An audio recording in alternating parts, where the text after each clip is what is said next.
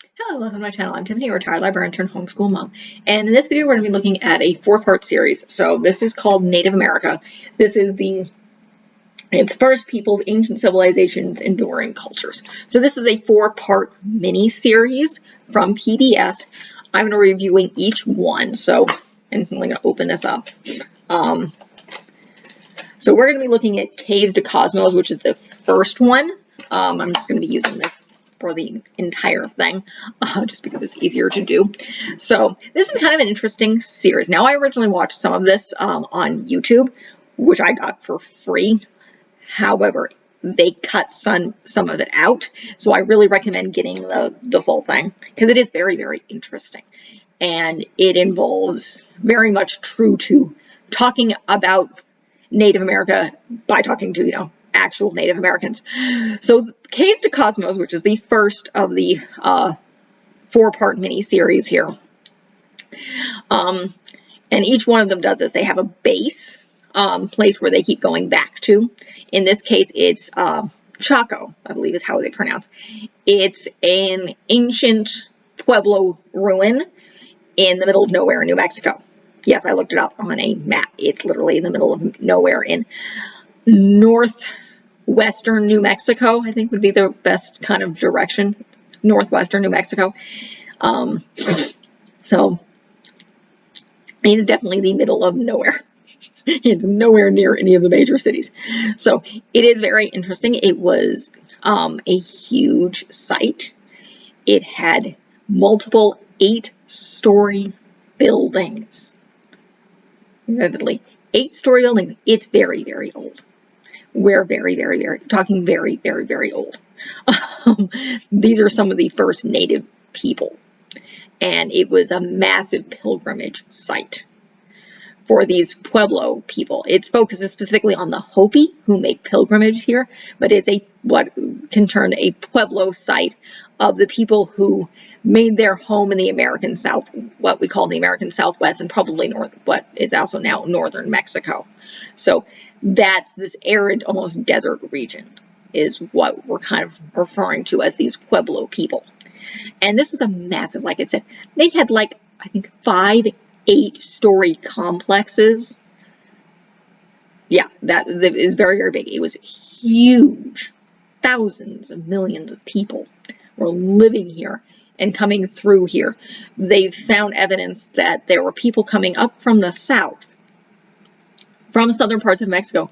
They found evidence of chocolate and tropical bird feathers and shells from the west coast and various other materials from parts of southern Mexico, central Mexico, the American Pacific West, as in California, Baja California area, as well as parts of southern, what we consider the southern United States now. So they're finding evidence there were people that traveled there. There was trade going on. This was a very populated site. But the main point of this specific one is talking about Native Americans' connection to the cosmos. In this case, the sun and moon cycles, the star cycles, the constellations. They talk about how they're very much aware of them. It talks about how they've been here for a very long time. They found evidence that all Native Americans are in fact related. They come from the same people genetically. So they all came from the same central tribe that came down through Alaska over the Bering Sea when it was frozen over and populated the Americas. So they now have that genetic link. The other thing that they found down in the middle of nowhere in Brazil, all right, I have a cat in my lap here, they found these massive cliff paintings. They're not cave paintings. They're not in caves. They're on this cliff face that amounts to be a calendar. Now, these things are older than Stonehenge. So they're older than the pyramids. They're really, really old. It was a change in idea of what these people were. because it was previously believed that most of the people who originally populated the Americas were hunter-gatherers. They weren't farming people. They weren't aware as much of the constellations and the movement of the sun and nature and what that meant.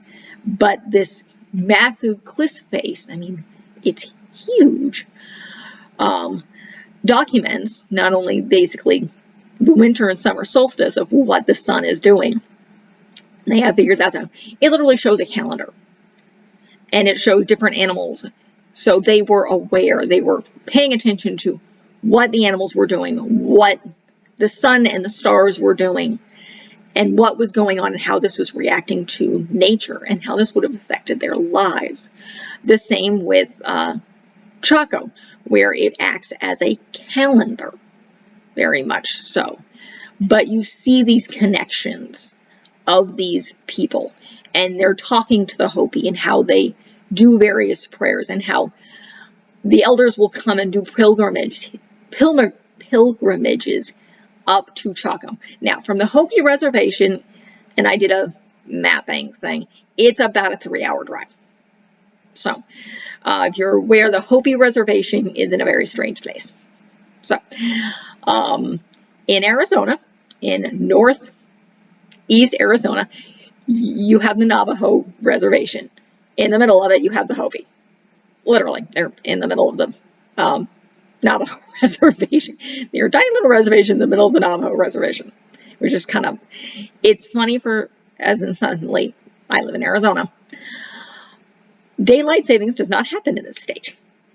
It happens on the Navajo reservation.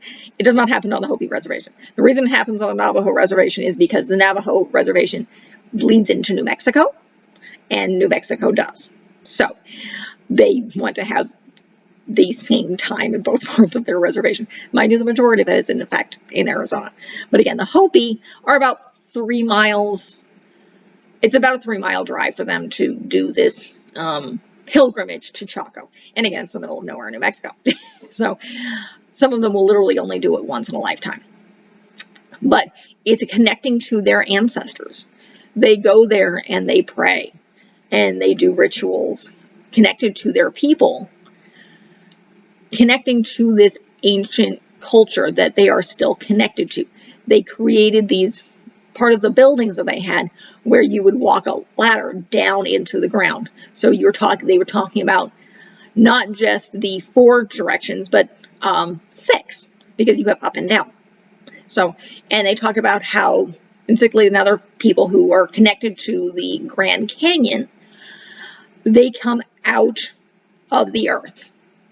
Literally, that is part of most of the Pueblos' origin stories, is that they come up and out of the earth. So when you have these buildings that are, the Hopi still use as prayer buildings, I believe at Chaco Canyon, they're huge. I'm talking gigantic here. You're going into the earth and you're coming out of it. So it's holy. It's important to their people and how they see the world. So it's a very interesting video, and let's see how long it is. I think it's about, I have the Wikipedia page up here. Is it telling me how long this is? For some reason, no, it is not. It's not. No, it's about 53 minutes. So it is very, very interesting. Now, for age range, trying to think, there's nothing scary or anything in this. There's nothing negative in this at all. It's just a matter of where children are at and how much they'll get from it. So I'm getting, I think my nephew might be able to get something out of it. He's about 6, but it's iffy. Parents, particularly homeschool parents, you know your kids. You know what they can get out of things. So it's going to vary. My best guess, and this is a massive guess, is maybe 6 at the youngest. Otherwise, it goes up through high school. This is really, I found this very, very interesting. I'm looking forward to watching the rest of the full series. I have not watched it yet. I'll be watching the second part tonight.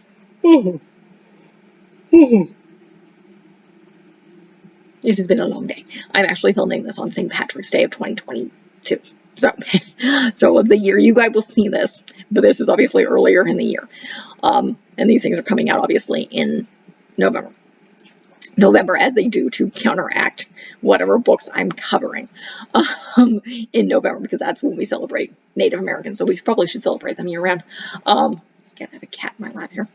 But again, it is a very, very interesting way to look at Native Americans, and I always think it's important because they talk to actual Native Americans. You know, these people telling their own stories of their own culture in their own way and what their culture means. One of the other groups they talk to, and I cannot remember the name of this Native American tribe because they're in New Mexico. I know most of the tribes in my own state, but in one of the parts of the, I believe they call it Glen Canyon. It's part of the Grand Canyon system.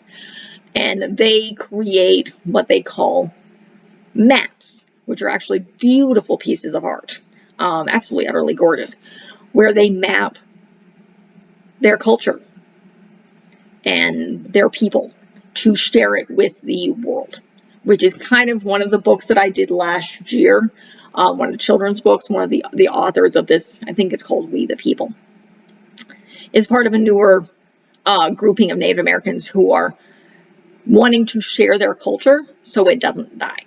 And that's very much what you get the impression of these people, of they're creating this art to share their culture so it is passed on to the next generation, not just Native Americans, but all of us, because Native American culture is part of the human story. It's just as important as European history, Greek history, everything. It's an integral part of the anthropology of our human story, of how our civilizations came to be and how they had these great, complex, very intelligent, amazing cultures that are just as sophisticated as the one you would find in Mesopotamia or in Egypt. They were just as advanced as the ones that are more commonly taught in, say, the public school system in the United States. Barely do we ever touch much more on slightly mentioning the Aztecs and their whole human sacrifice thing. I think that's the only thing I remember. We passed over all of this, which is kind of ridiculous. Consider this is the history of the land in which we're living in. So to me, it's really, very interesting. And again, it's vital to understanding human civilization as a whole. This is part of our human history and is just as important as everything else. So a great part of the series. Again, this is the first part of the Native Americas series. I'm talking here about Caves to Cosmos. The next one I believe I will be talking about is, it's just giving me, I think it's Nature to Nations is the title. But again, I will be talking about that. Let's see if the packaging tells me. No, of course it doesn't. So, but again, great series, and I will cover the other, for the other 3 installations in the next couple of weeks throughout this month. So be sure to check those out. Be sure to check out the books that I'm covering this month on Native Americans. I believe I'm covering a bunch of stuff by Joseph Brock. I'm mispronouncing his name. Check out the videos. I covered some more of his stuff last year. I did some other Native American stuff, so you can check that out back in 2021. So along with a bunch of other stuff, I do, as is typical, strangely enough, I'm still following sometimes the school year. Black History Month, I have a bunch of stuff. I do some Asian History Month. I do some Jewish stuff. I do a bunch of stuff. I do all sorts of stuff. Check out the rest of the channel. I do videos. I do fun stuff. I do children's books. I do picture books. I do older books. I do all sorts of books. We are a homeschooling family. We are a secular homeschooling family. So I will be also covering travel stuff and homeschooling stuff as my daughter gets older. So there's a lot of stuff coming. By the time you guys see this, I have a lot of stuff already up. I have videos coming out twice a week at minimum. It can go up to 5 times, depending on what I'm covering that month. So be sure to check out the channel, like and subscribe. Leave a positive comment if you have one. Thank you.